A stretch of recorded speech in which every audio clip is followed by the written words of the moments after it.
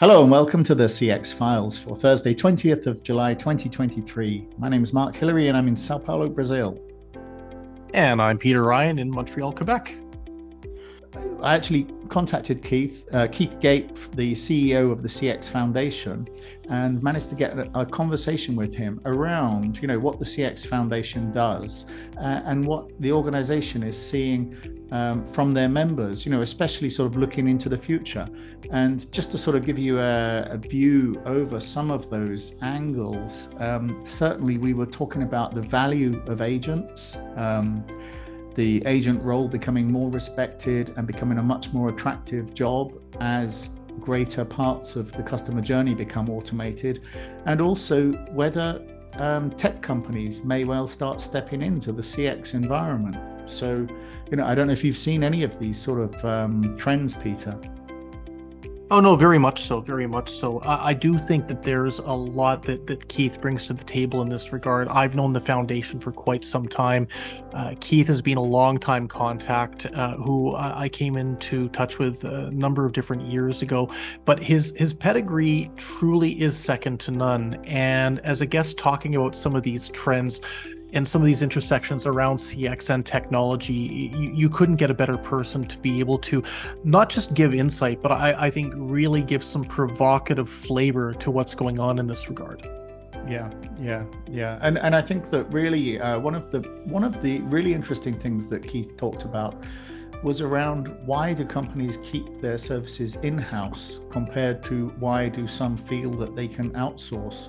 And he said that there's something, it's like more than 90% of companies in the CX Foundation and the companies that the foundation has talked to basically feel that they don't have faith or trust in the company to do stuff exactly the way they want it done.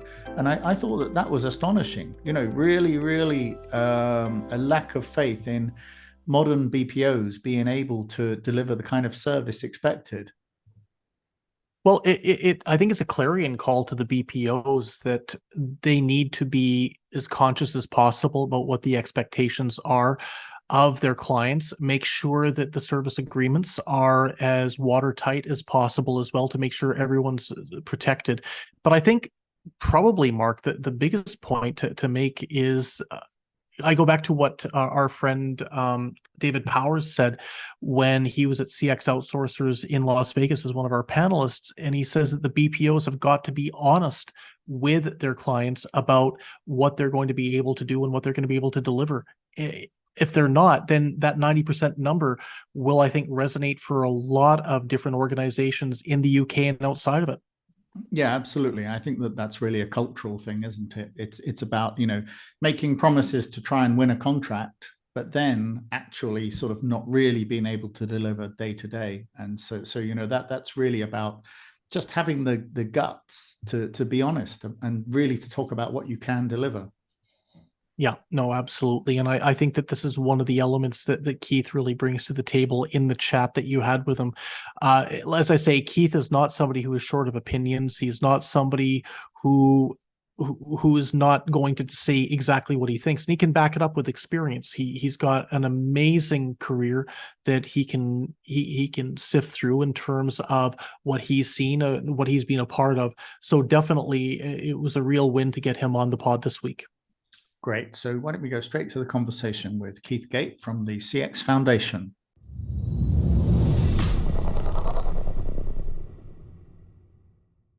Okay, Keith, it's great to get you on the CX Files. Now, many listeners are going to know you as the CEO of the CX Foundation, but for anyone who's not aware of the organization, could you maybe just give us a quick intro, please?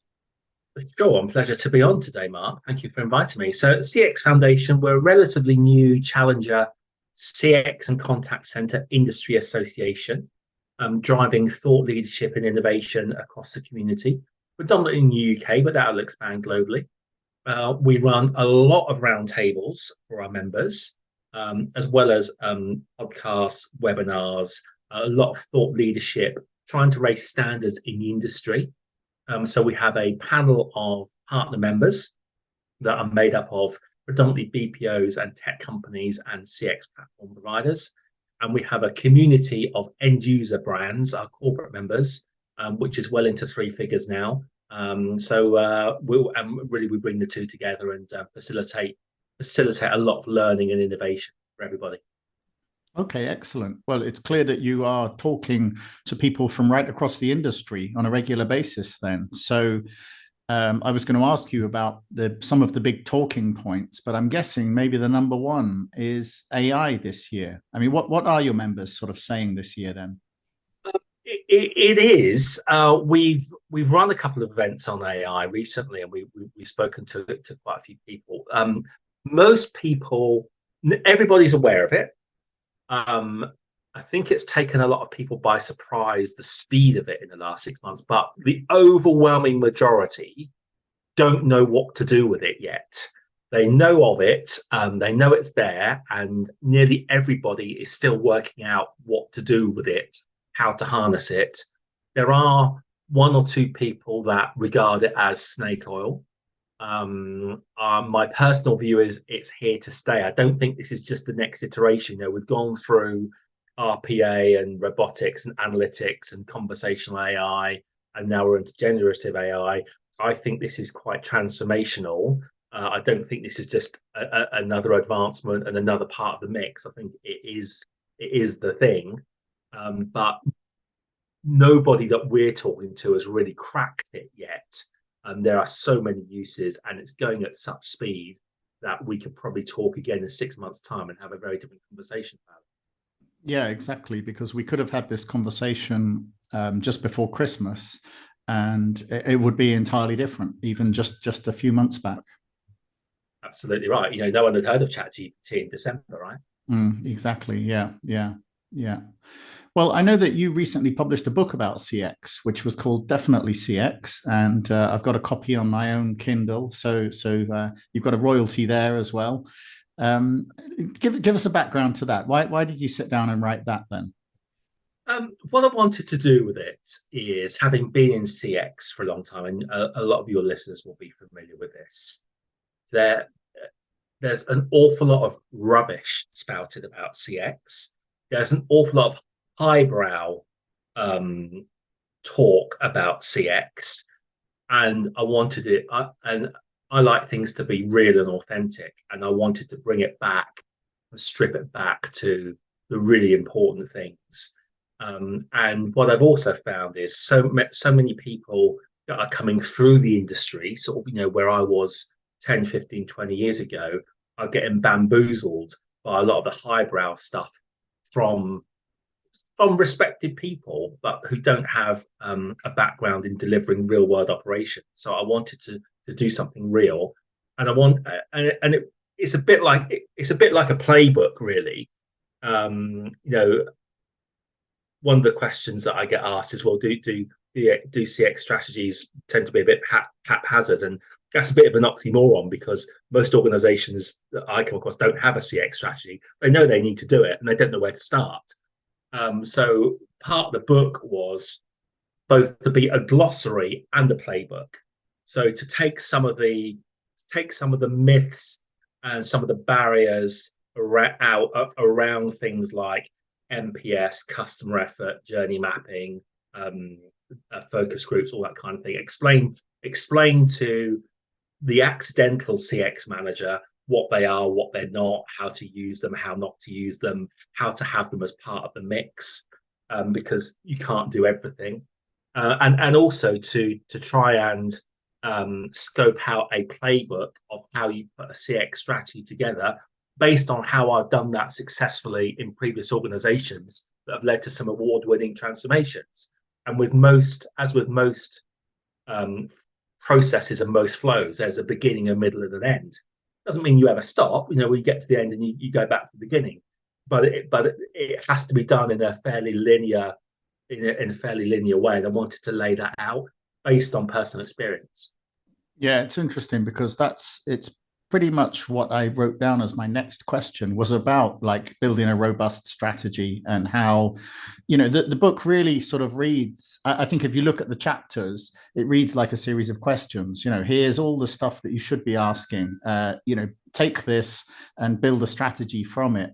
Do you think that maybe that's been really kind of missing, that we've for years we've built up CX strategies based on experience. But if you're coming into it, almost like you said, as an accidental manager that's been pushed into this role, then there is no sort of robust way of building this. You're absolutely right. And too much of it is done by accident. Too much of it is done on the hoof. Too much of it is done by working it out as you go along. And those are all things that people my age had to do 15, 20 years ago, because things like that didn't exist. So I wanted to give back and say, look, here's the credentials, here's what's been delivered, and here's how it's done. Because I think people coming into the industry, or even people that have been at a relatively mid-level, senior level for 4 or 5 years, can get daunted and overwhelmed by some of the hype and the talk around it, and it actually doesn't really mean anything tangible. So I wanted to strip it back and bring it back to real things in real life. Yeah, and I was thinking how that sort of plays into the in-house versus outsourcing debate, because, even just this week, I was actually searching for some research on this. And I think the best I found was Deloitte from about a year ago. And they said that it's still about 80% of CX processes that are managed in-house compared to so just like 1 in 5 companies is using an outsourced partner. And yet when you sort of see the size of these companies, like the Teleperformance, Webhelp, Alorica, etc., they seem to be enormous, but 80% of all this is actually still being managed in-house. Yeah. I think the point that I'm trying to make is that it seems to be getting so complicated today. We're looking at AI, data analytics, 24/7 multilingual support. Is there a sort of new market or opportunity out there for the specialists? There definitely is, and as with a lot of things, it comes back to trying to identify what the client actually wants to do and is trying to achieve, and that will then shape the sort of organization or the sort of direction that they should go in. So you've got very, very large operations that will outsource to save £1 an hour on their costs, and that can take £20 million off the bottom line. That's fine. Be clear about why we're doing it. There are other organizations, and I worked with one 18 months ago, a very well-known high street retailer, but actually with quite a small contact center of about 15, 20 staff, and it used to double at peak time. They couldn't afford the investment in the technology, in the processes, in the workforce management, in the quality systems, in the CRM, and their cost to serve internally was very, very high. So it was a very, very straightforward decision for them to outsource, because the BPO have already made that investment. So organizations like that don't have to. And it's a challenge that the BPO organizations have got, is still, and we talk to a lot of them, and we run our BPO council, there are still a sense from many that they're trying to be all things to all people, and particularly with the bigger ones, and that the challenge from the buyers often is they want them to stay in lane, and yet the BPO are trying to say, well, look, we've got all this strategic knowledge, we've got all this tech knowledge, we've got all this CX knowledge, and that is still a battle that's raging in the market. Yeah, and we often see the BPO community talk about their ability to offer transformation, handle quality, CRM, workforce management, all this kind of technology that they're going to throw in and build a tech stack without any upfront investment. And yet then the client turns around and says, but I just need 200 FTEs, so isn't there like a disconnect still? There is, you're absolutely right. There is a massive disconnect, not from everybody, but across the board, there is still a massive disconnect. And that comes back to buyers being clear about what it is they're actually trying to achieve. And you're right. Organizations, we've been involved with them, 150-page RFP documents where organizations are asked to outline their platform, their financial stability, their future direction, their people strategy, all these kind of things, and then most people will just jump to page 121 and look at the cost per hour. And so there is a very, very large exercise to be done, which is partly why CXFO exists, to better inform and guide both the BPOs about what the buyers want and allow the buyers to be clear about what they want, and try to tell the story, get the case studies out, because there is a lot of good out there. There is a lot of good being done. There are a lot of very, very satisfied BPO clients, and that story's never really been told very well, and that's a mission that we're on. Yeah, no, exactly. You know, sometimes I've talked to some of the BPOs, and some of the solutions they've designed is quite stunning. You know, it sort of answers the consumer problem of why is customer service so awful, and yet I rarely see it deployed. You know, it's like I don't see it as a consumer in the real world, which is just interesting. And that comes back to BPOs in general have not done a great job at marketing themselves or their solutions or their products or their services over the last 3 to 5 years, and a lot of them have relied on pre-pandemic approaches. And again, that's something that we're doing at the foundation now, is to try to get those stories out, so that the market has an awareness of everything that's available, because so many clients think, I need to outsource, and I'm doing that to save costs, and that's the only driver, and there's so much more available. Yeah. Okay, well, just to sort of wrap up then, I mean, let's take a look forward. I mean, what would you say is concerning your members for like the immediate future this year? And then maybe also, like, you know, what are people talking about for this decade, for, you know, if they're looking ahead? Yeah, so a couple of things on that. At the moment, particularly in the UK, it's all about cost of living crisis. And actually, it's about the cost of living crisis on their own staff. It's not that they're not as worried about recession. They're not as worried about market conditions, because all the retailers we speak to, they say the stores are still full. The footfall hasn't dropped. You go into the malls and the outlets at the weekend, and they're still absolutely rammed. So people are still spending. Where the money's coming from is a different conversation. But people are still spending, but they're very concerned about the impact of the cost of living on their own staff, where most of them, there are exceptions, but in general, people are paying living wage. So a lot of their own staff are now being classed as vulnerable customers themselves, and that's got a long way to play out. A long way to play out, particularly for the BPOs who can't necessarily put their prices up to cover that, because they'll be anti-competitive. What that also means is that there's an awful lot more appetite from brands and end user organizations to outsource, because they can see the cost benefits of doing that, because they can't put 10, 12, 14% on their own bottom line with staff costs. They can outsource that, particularly to Cape Town, and take out 35, 45% of their costs. So that's going to play out for the next, at least the next 18 months. And longer term, something that we're beginning to look at is the agent role of the future.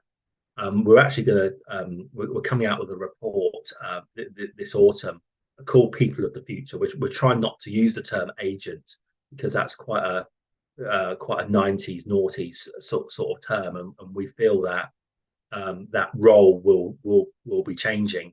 And it's something we both picked up on at the recent CX Outsourcers event, that the agent of the future role, because so much has been automated, because so much has been stripped out, it will require a lot of emotional intelligence, a lot of critical thinking, a lot of resilience, because they'll be dealing with quite complex queries, because everything else has been dealt with. And my frustration on that is that actually the market's known that's been coming for probably 5 or 6 years, and now it's suddenly glaring right there. Everyone's suddenly working out what to do about it, and it's crept up. It's a bit like winter. Everybody knows the snow's coming, and yet we're all surprised when no one can get their cars out road. So everyone's known that's been coming for quite a while. So we're putting a report together about that and what that will look like. Yeah, I don't know. That's in production at the moment, but certainly the agent role of the future, and reshaping that and reshaping it so that we can attract people into the industry.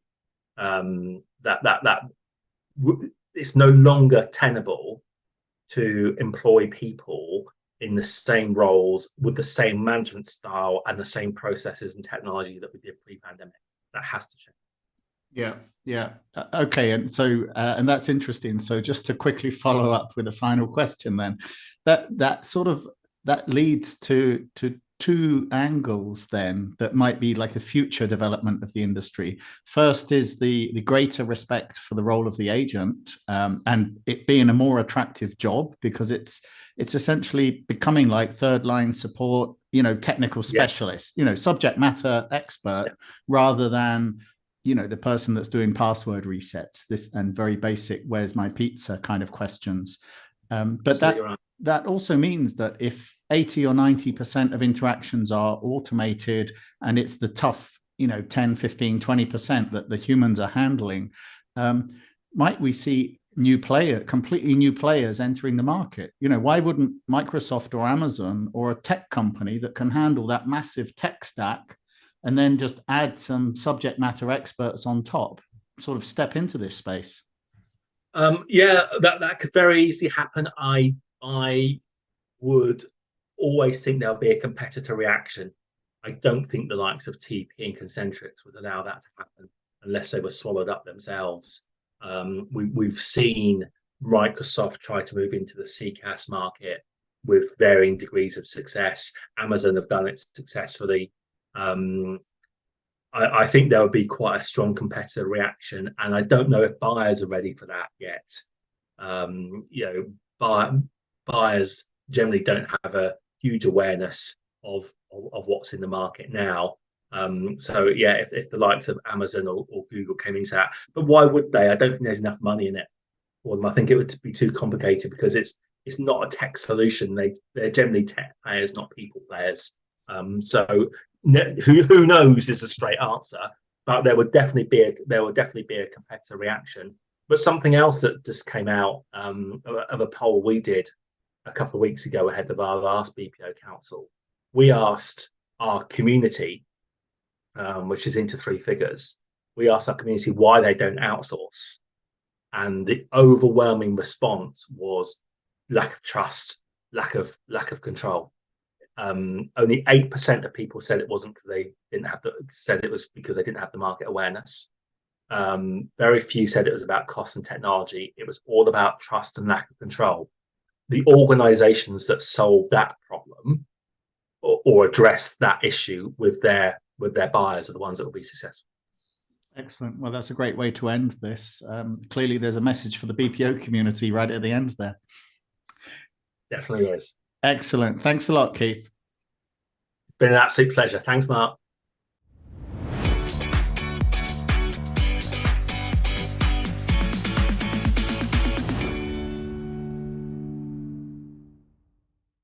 Thanks for listening to the CX Files podcast. We really appreciate your feedback and suggestions. You can reach myself, Mark Hillary, or Peter Ryan via LinkedIn. Please also leave a rating or review on your favourite podcast provider, as that helps more people to find us. As always, we'd like to thank Chris Haig at Traction Media for the CX Files graphics. See you next week.